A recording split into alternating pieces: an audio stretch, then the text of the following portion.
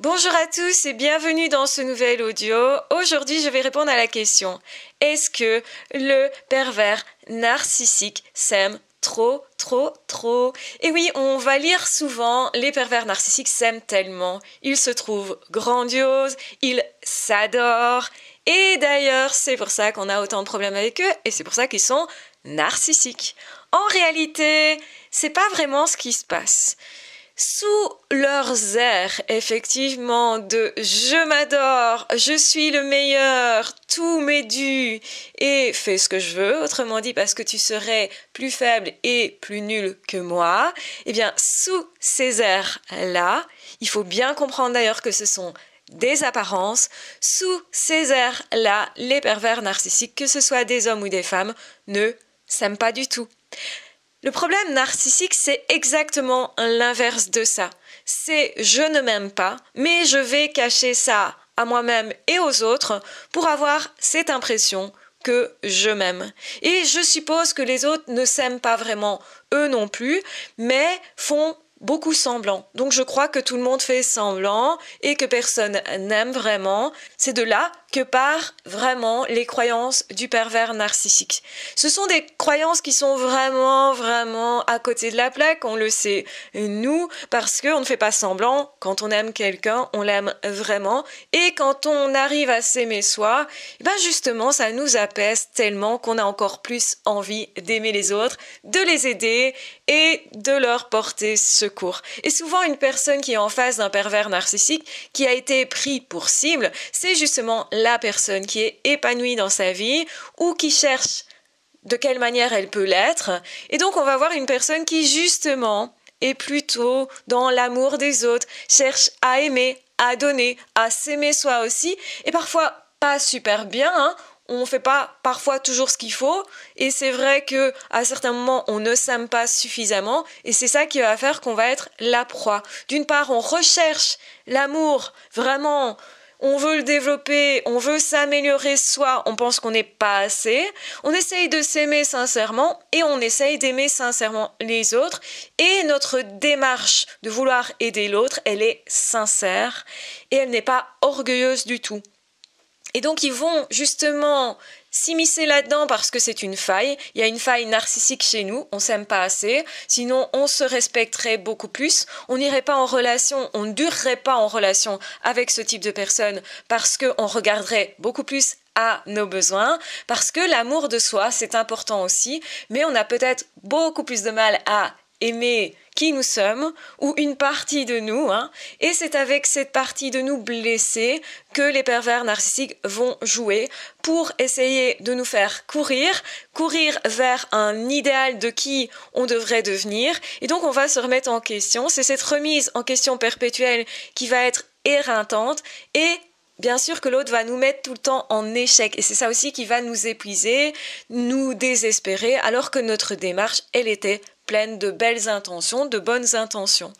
En réalité, là-dedans, on a oublié un truc important, c'est de s'aimer soi, c'est de faire attention aussi à soi, et de comprendre qu'une belle relation sera toujours vraiment empreinte de deux éléments essentiels, c'est-à-dire deux personnes essentielles, donc c'est-à-dire deux personnes qui se sont construites, qui s'estiment, qui veulent vraiment échanger, vraiment s'aimer.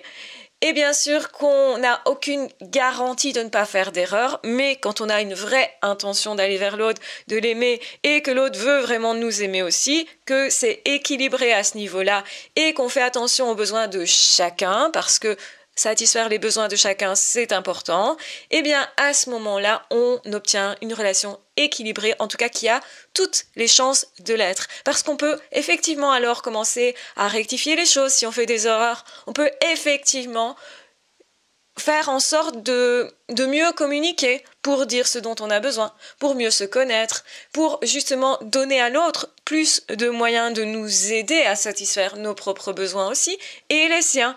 Et donc c'est ça qui fait une belle relation, c'est qu'on va chercher ensemble à comment je peux faire pour mieux communiquer avec toi, comment je peux faire pour être une meilleure personne, comment je peux faire pour mieux te connaître et me connaître, et donc mieux répondre du coup à nos besoins respectifs pour qu'on soit plus heureux, pour qu'on puisse mieux goûter l'instant présent ensemble et qu'on estime justement pouvoir partager sincèrement notre intériorité. Tant nos qualités que nos blessures, elles sont partageables.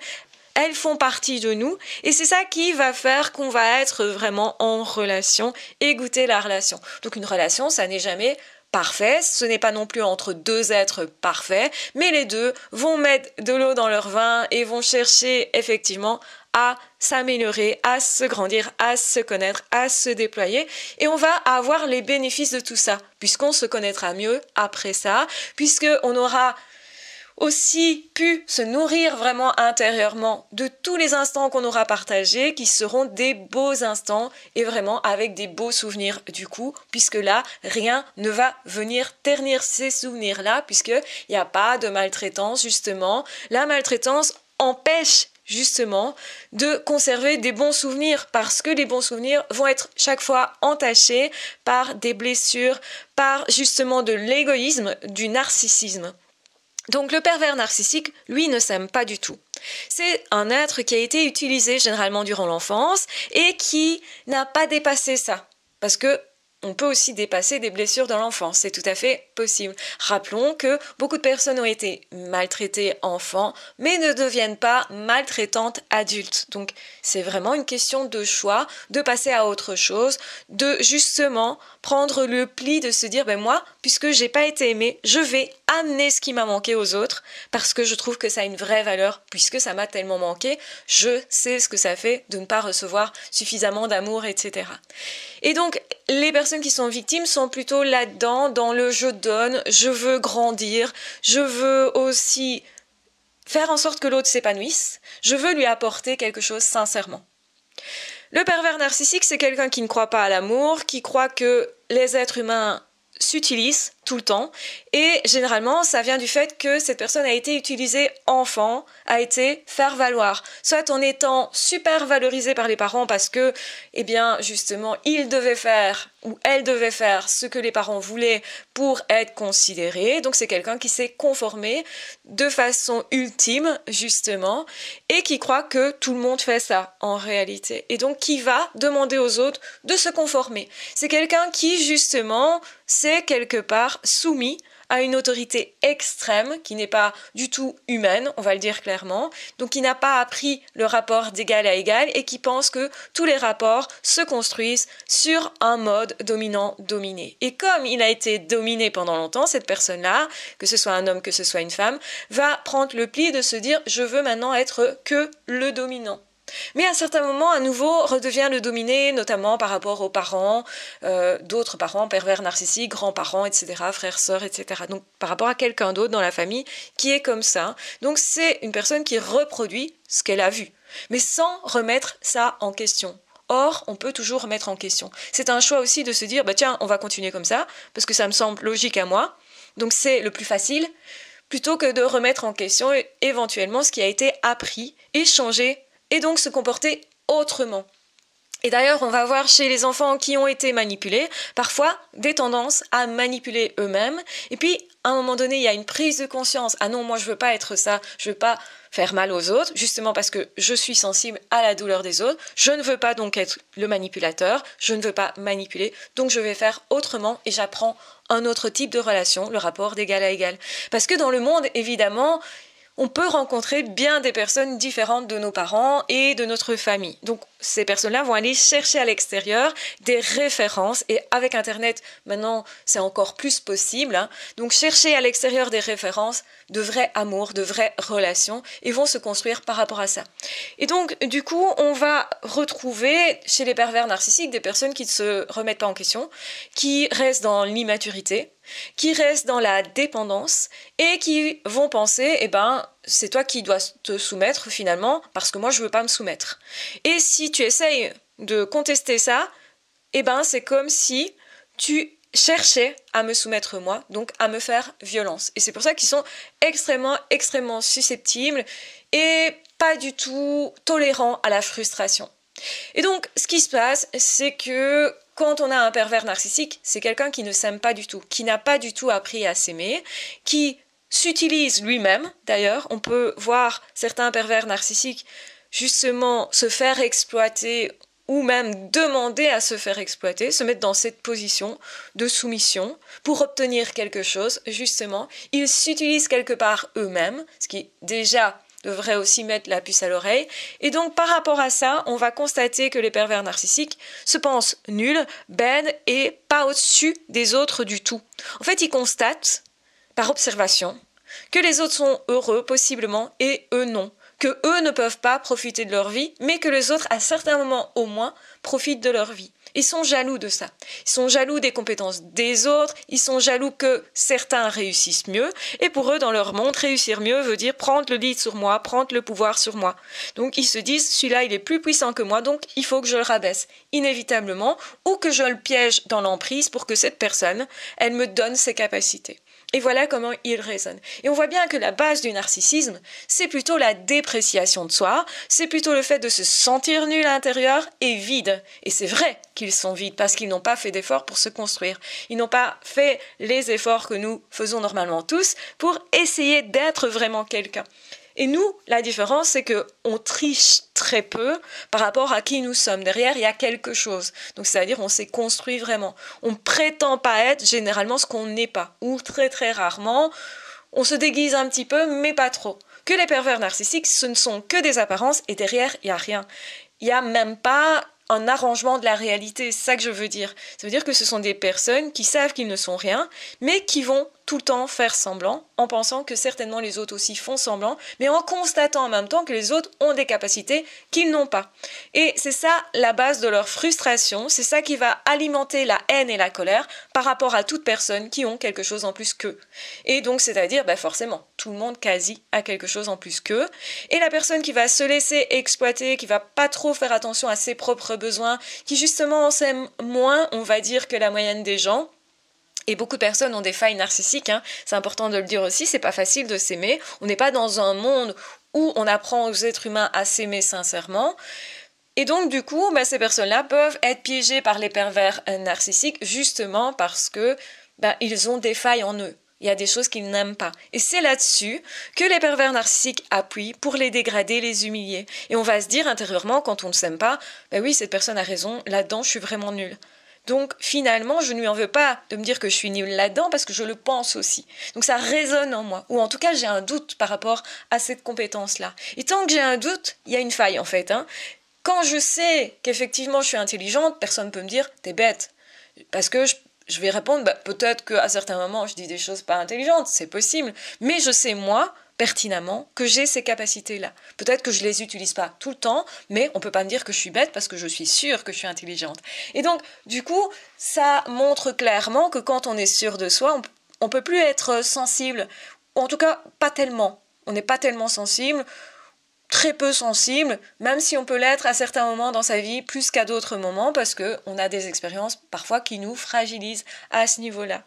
Et donc, en réalité, ce qu'il faut comprendre de ça, c'est que quand on n'est pas vraiment en confiance avec soi-même, quand on ne s'estime pas vraiment, donc on a une faille narcissique, eh bien dans ce cas-là, on peut laisser l'autre finalement nous agresser. Et on va trouver ça presque normal. Et on va se remettre en question. On va chercher à se faire valider. Je suis pas sûre que je suis pas nulle, donc du coup, je vais apprendre à me développer de façon à ce que l'autre me dise t'as vu, tu es quand même un peu plus doué que ce que je pensais, ou quelque chose qui montre que l'autre a reconnu ma valeur. Donc je vais courir derrière le fait que l'autre reconnaisse ma valeur. Parce que si l'autre reconnaît ma valeur, j'aurai tendance, moi, à penser qu'effectivement j'ai une valeur. Et du coup, j'arrive à m'aimer. Et en fait, c'est quand j'arrive à m'aimer que je me sens bien dans ma vie, que je me sens plus paisible, apaisée, et justement que je me sens bien avec moi-même. Et cette quête-là, faut la comprendre parce qu'à un moment donné, les pervers narcissiques, ils jouent avec ça. Avec le fait que vous ne vous aimez pas. Et c'est bien pour ça que je répète tout le temps, aimez-vous, s'il vous plaît, aimez-vous. C'est vraiment important. Donc, la faille narcissique du pervers narcissique, c'est pas de se croire super important, Même s'ils vont vous dire « moi je suis une personne spéciale », etc. Ils vont essayer de se grandir, surtout quand ils sont grandioses. Mais en réalité, derrière, il y a une pensée du type « je suis nul ». Je suis moins que les autres, je constate que je suis moins que les autres. D'ailleurs, c'est pour ça que je leur en veux. J'arrive pas à m'épanouir, j'arrive pas à profiter de la vie, j'arrive pas à être construit à l'intérieur parce que quand on n'est pas construit à l'intérieur, on peut pas être heureux, tout simplement, on peut pas profiter des choses. Notre bonheur dépend beaucoup plus de notre vision intérieure de ce qu'on perçoit. Donc, si j'ai quelque chose dans la vie d'intéressant pour moi, eh ben, je peux goûter cette chose-là si pour moi, j'estime que cette chose elle est essentielle et effectivement, elle a une valeur à mes yeux. Donc c'est bien parce que cette chose ou cette personne a une valeur à mes yeux que je vais pouvoir vraiment goûter ce moment partagé avec cette personne ou goûter cet objet-là, l'utilisation de cet objet, le fait de m'en servir, de l'avoir, etc. Donc quand on est heureux, c'est parce qu'on est heureux de ce qu'on a déjà et heureux peut-être aussi d'aller vers quelque chose, d'aller vers un projet, de développer quelque chose, de se développer soi. On peut être heureux de ça, mais c'est notre vision, donc notre regard qui va nous rendre heureux. Et ça, c'est ce que ne comprend pas le pervers narcissique parce que notre regard dépend de qui nous sommes, de ce que nous avons construit à l'intérieur, de nos pensées, de notre façon de nous percevoir, de percevoir les autres et le monde. D'ailleurs, les pervers narcissiques, ils perçoivent les autres comme étant tout négatif, comme eux-mêmes en fait. Et donc ils vont vous projeter sur vous leurs propres failles, leurs propres faiblesses, leurs propres manquements et tout ce qu'ils font en fait qu'ils ne devraient pas faire, leur méchanceté, leur manipulation et effectivement donc tout ce qui est tordu s'ils vous ont trompé, ils vont vous reprocher de les avoir trompés. Et donc, vous allez constater que ce sont leurs défauts qu'ils projettent chez vous. Et justement parce que pour eux, tout le monde ne peut être que comme ça. Ils n'arrivent pas à comprendre l'amour, en fait. Ils pensent que l'amour, c'est du faux. Et donc, ils vont se dire, si la personne se laisse faire, c'est qu'elle est bête. Donc, je peux profiter de cette personne. Et ça part évidemment d'une vision complètement biaisée de ce que sont vraiment les rapports humains et ce qu'est vraiment le bonheur. Le bonheur, on le crée en soi, on ne va pas aller chercher à l'extérieur, même si parfois on va essayer d'acquérir certaines choses à l'extérieur. Généralement, ce qui nous rend heureux, c'est tout ce qui a de la valeur à nos yeux, parce que intérieurement, ça vibre pour nous, ça vibre pour nous de partager avec tel ami, d'avoir cet ami dans notre vie, d'arriver à nous développer au niveau d'une compétence, d'arriver justement à se parler bien à soi. Ce qui nous rend vraiment heureux, c'est justement le respect qu'on aura pour nous-mêmes. Donc le fait qu'effectivement on essaye de satisfaire nos propres besoins, mais on prend plaisir à être en relation, parce que à travers nos besoins, il y a le besoin par exemple d'être en relation, et donc du coup on va aussi donner à l'autre le même amour que ce qu'on se porte. Donc comme le pervers narcissique ne s'aime pas, ils ne peuvent pas aimer les autres. Et donc en réalité, ils cachent le fait qu'ils ne sont ni grands, mais qu'ils se sentent minables, qu'ils ne sont ni vraiment super intelligents. En fait, ils appliquent des principes, mais ils n'arrivent pas à réfléchir vraiment. Ils répètent toujours les mêmes choses, donc ils font tout le temps les mêmes erreurs. Ils n'arrivent pas à se remettre en question, donc du coup, forcément, ils n'apprennent rien. Et donc en fait, le mécanisme est complètement bloqué quand on ne veut pas se remettre en question, quand tout tourne à vide comme ça et qu'on répète la même chose. Oui, il n'y a que les fous qui répètent toujours la même chose et s'attendent à autre chose comme résultat. Donc effectivement, c'est une personne qui tourne à vide, qui ne se construit pas, qui n'apprend rien, qui n'a pas d'expérience intérieure. Et alors que vous, quand vous vivez des choses, même des choses tragiques, difficiles, même une grande tristesse, comme ce que vous ont fait vivre les pervers narcissiques, vous pourriez vous grandir quand même de ça. Et même si on pense qu'on n'est pas à égalité avec eux, et c'est vrai qu'ils vont tout le temps se positionner comme des dominants, comme quelqu'un qui nous écrase, même s'ils peuvent aussi jouer la carte de la faiblesse, et dire « Oh, moi je suis tout faible, je suis trop fragile, aide-moi, aide-moi, aide-moi », mais derrière ça, il y a le « je veux te maîtriser, c'est moi qui décide et je veux qu'on satisfasse non pas tes besoins, mais les miens », donc il y a un côté hyper égoïste, et on voit bien là-dedans qu'une vraie relation, ce n'est absolument pas ça. Et seules les personnes qui peuvent avoir une belle relation avec elles-mêmes pourront développer davantage une belle relation aux autres. Et c'est le chemin d'une vie, finalement, ça s'apprend, ça ne tombe pas tout cuit dans les mains, c'est pas une capacité qu'on a de naissance, absolument pas, même si certaines personnes ont déjà appris beaucoup mieux les belles relations quand elles étaient jeunes parce qu'elles ont eu des familles fonctionnelles, des familles avec de l'amour, certes des soucis comme dans toutes les familles, mais en tout cas l'amour était suffisamment là.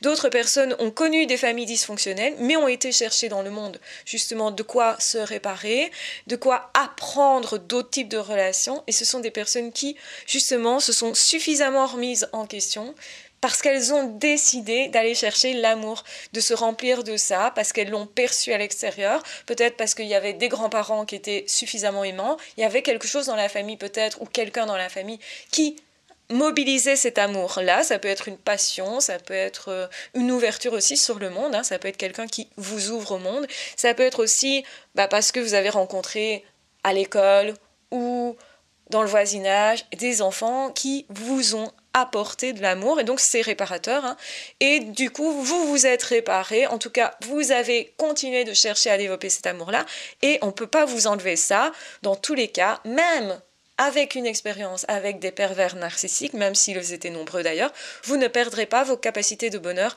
et vous ne perdrez pas votre intériorité. Oui, peut-être vous allez souffrir à un moment donné, mais de ce moment-là, vous pouvez tirer une force à prendre sur vous parce que vous êtes la personne qui étiez en train de se remettre en question et qui connaît l'amour. Parce que vous cherchez le rapport d'égal à égal. Vous êtes étonné, et c'est peu dire, de trouver une personne qui n'est jamais dans le rapport d'égal à égal. Et quand vous avez compris que cette personne, elle ne veut pas de ça, parce qu'elle ne sait pas, quelque part elle est handicapée à ce niveau-là, elle n'a pas appris, elle ne veut pas apprendre, elle ne veut pas se remettre en question, donc ça bloque complètement l'apprentissage, à ce moment-là, vous allez vous dire, ok, ce que je recherche, ce sont des personnes comme moi, en progrès, qui cherchent vraiment l'amour, qui peuvent se nourrir intérieurement parce qu'elles ont construit quelque chose à l'intérieur, et toutes les blessures qu'elles ont eues, elles cherchent à les transformer. Et c'est pour ça qu'on devient heureux. Et donc, ce qu'envient les pervers narcissiques, c'est le fait que nous ayons fait nos deuils et qu'on a été capable de se remplir de toutes les expériences, même les mauvaises. Donc, ce qui paraît néfaste, mauvais, douloureux au départ, peut se transformer parce que ça transite à travers nous. Et rien n'est jamais vraiment perdu. Vous avez toujours la capacité de vous relever et ça va être un super beau chemin parce que plus on part de loin, plus on se relève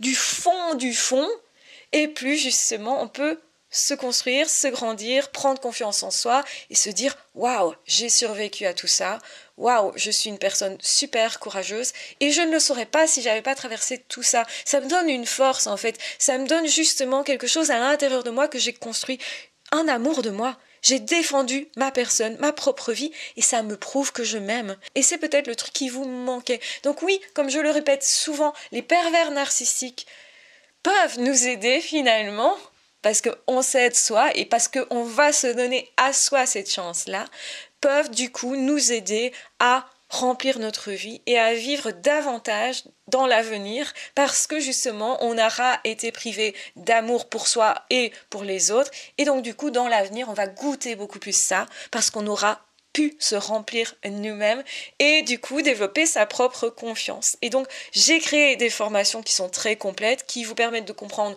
vraiment toutes les racines en fait de ces comportements-là que vous avez eu vous, pourquoi vous vous êtes laissé faire, d'où ça vient, etc. Et quand vous faites tous les liens, et bien quelque part vous décidez aussi de sublimer tout ça, de transformer tout ça, et je vous apprends évidemment aussi à faire votre deuil jusqu'au bout, de façon à en faire une force et pas une faiblesse. Et c'est peut-être ce que vous recherchez. Donc si c'est ça, eh bien je vous conseille de visiter la boutique, donc une psy à la maison, qui est une boutique en réalité qui vous permet d'avoir accès à plein de formations. Ces formations-là, vous pouvez les choisir si c'est plutôt que vous pensez plutôt devoir travailler sur les parents pervers narcissiques ou le fait de vous épanouir après un pervers narcissique. Donc il y a plusieurs formations qui vous donnent accès à tout ce travail-là. Moi, je recommande évidemment de suivre plusieurs formations l'une après l'autre en réalité en fonction de ce dont vous avez besoin. Donc c'est vraiment à la carte. Et n'oubliez jamais que ça vaut de l'or parce que ça va changer complètement votre vie. Travailler là-dessus, ça va transformer tout. Et ça va surtout vous aider à avoir de belles relations dans l'avenir parce que c'est très très très important pour notre bonheur. Déjà, la relation à nous est importante, mais aussi la relation à l'autre peut complètement transformer notre vie et transformer aussi notre regard, notre point de vue. Et c'est ce qui va nous amener à vivre du bonheur ou non finalement. Donc les pervers narcissiques n'ayant pas ce parcours intérieur ne peuvent pas être heureux. Et donc malgré tout, on les voit heureux avec une autre personne, en couple. On les voit heureux, on a l'impression qu'ils ont tout. Parce que nous, on serait heureux dans cette situation-là. Mais c'est pas pour ça qu'eux le seront. Parce qu'en fait, eux se détestent. Et quand on se déteste, on peut jamais être heureux. Et quand on attaque d'ailleurs les autres tout le temps, quand on a besoin de faire du mal aux autres, c'est parce qu'on est malheureux au fond de soi. Même si on le cache et qu'ils font tout le temps semblant. Donc ne soyez pas dupés par les apparences. Oui, vous n'êtes peut-être pas tout le temps heureux, peut-être vous traversez des périodes compliquées, mais un jour, tout ça sera derrière vous et vous pourrez vraiment vivre heureux, épanoui, retrouver tout le temps votre bonheur, parce que c'est plutôt retrouver son bonheur qu'on fait constamment, hein. Il y a des variations, des périodes meilleures que d'autres, des périodes où on arrive plus à profiter, et ça c'est tout à fait normal. Et donc en réalité, vous êtes sur la bonne voie. Le fait de savoir se remettre en question, le fait justement de vouloir donner tant d'amour, même si c'est malheureusement à une personne qui ne peut pas le recevoir, tout ça montre déjà que vous avez fait tout un chemin et que finalement, vous allez vers le bonheur. Vous n'en êtes pas si loin. Et souvent, on se décourage, on a l'impression que justement, on ne trouve pas les bonnes personnes, on fait mal, etc. Et on s'inflige une douleur supplémentaire, c'est celle de se croire nul, celle de ne pas se trouver compétente, alors qu'en fait, vous avez plein de compétences, mais que vous ne percevez pas. Et ça, c'est très important aussi, de regarder clairement et de se dire, ok, je vais apprendre à m'aimer. Je vais regarder vraiment ce dont je suis capable. Et même ce qui n'est pas parfait fonctionne, est suffisant. Et ça, c'est une chose importante à comprendre. Ne vous demandez plus d'être parfait. Parce que c'est ce que vous demandent les pervers narcissiques.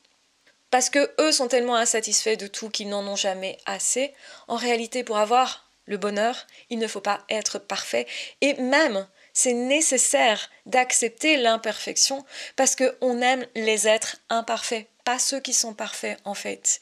Et donc, accepter sa propre imperfection et l'imperfection de l'autre aussi, mais une personne bienveillante, hein. Donc c'est-à-dire une personne imparfaite mais bienveillante qui a vraiment envie d'aimer, vraiment envie de travailler sur elle, c'est cette personne-là qui pourra vous aimer sincèrement et avec qui vous allez vraiment être bien en couple. Donc c'est très différent d'un pervers narcissique qui fait semblant de tout savoir, tout connaître, mais en réalité il n'a rien de ça, donc rien n'est vrai là-dedans. Cette personne n'est rien, est vide, creuse, il n'y a rien derrière. Et en plus, cette personne n'accepte pas l'imperfection des autres, donc ne peut pas aimer non plus.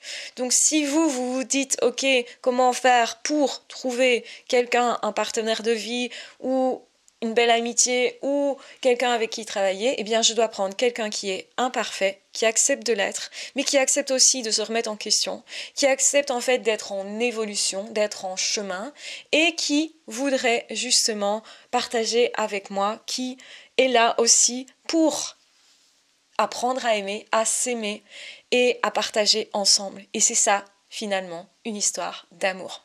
Donc voilà, je vous embrasse bien fort, je vous aime très fort, prenez bien soin de vous et j'espère que cet audio vous sera très très utile. Donc prenez bien soin de vous et on se retrouvera très vite dans d'autres audios ou dans d'autres vidéos. Ciao, bye bye!